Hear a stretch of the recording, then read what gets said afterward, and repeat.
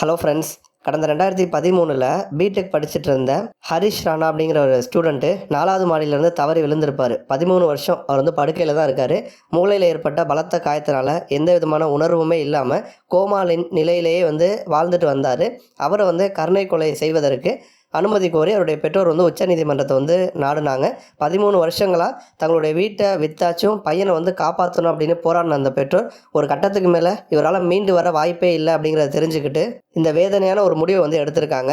காசியாபாத்தில் இருக்கக்கூடிய அவருடைய வீட்டுக்கு பிரம்மகுமாரிகள் அமைப்பின் சகோதரியான குமாரி லவ்லி தீதி நேரில் வந்து ஹரிஷ் ராணாவுக்கு இறுதி விடை வந்து கொடுத்தாங்க.